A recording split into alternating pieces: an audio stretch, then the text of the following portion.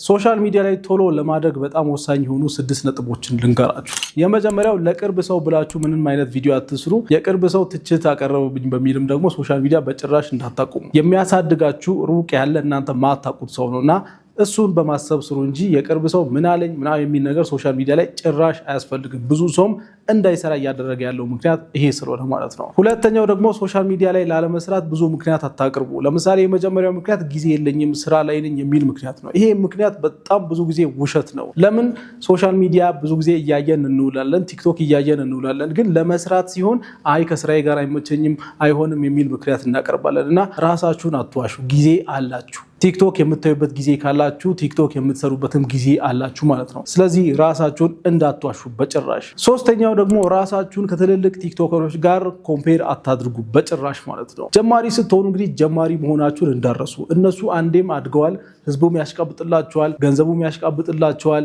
ላይኩ ሼሩ ሁሉ ያሽቃብጥላቸዋል። እናንተ ግን ጀማሪ ናችሁ። እነሱ የደረሱበት ደረጃ ለመድረስ መስራት ነው የሚጠበቅባችሁ እንጂ ገና ጀማሪ ሆናችሁ ራሳችሁን ከፌመስ ቲክቶከሮች ጋር እያወዳደራችሁ ቅስማችሁ እንዲሰበር እያደረጋችሁ ስራ እንዳታቋርጡ። ስለዚህ ጭራሽ ራሳችሁን ከፌመስ ቲክቶከሮች ጋር አታወዳድሩ። አራተኛው ደግሞ በጭራሽ ኔጌቲቭ የሆነ ኮንተንት እንዳትመርጡ። በጣም ብዙዎቻችሁ ብትሳሳቱት ነገር እኔ ምንም ችግር የለውም በጣም መጥፎ የሆነ ድራማ ወይም ደግሞ ውሸት ጀምሬ ልስራ ዋናው ገንዘቡ ነው ትላላችሁ። ነገር ግን አንድ እውነት አልንገራችሁ፣ በጣም መጥፎ ኮንተንት ሰርቶ ባገኘው ገንዘብ የተባረከ ማንንም አላቅም እኔ።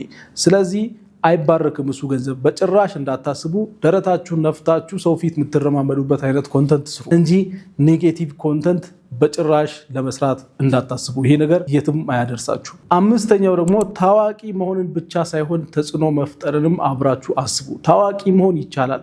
ከዚህ ተነስቼ ለምሳሌ ሙሉ ቦሌን ራቁቴን ብሮጥ ታዋቂ መሆን ይቻላል። ነገር ግን እሱ ሊሆን አይገባ ማለት ነው። ታርጌታችሁ ተጽዕኖ መፍጠርና መታመን የሚለውን ነገር ሁሌ ከግንዛቤ ውስጥ አስገቡ። ዛሬ ቻናላችሁ ባያድግ የዛሬ ዓመት ሲያድግ ግን ትልቅ ተጽዕኖ የምትፈጥሩ ሰዎች ትሆናላችሁና ይህን አድርጉ። ስድስተኛው ግን በጣም ኢምፖርታንት የሆነው ነገር እውቀት ለማግኘት ወደኋላ አትበሉ።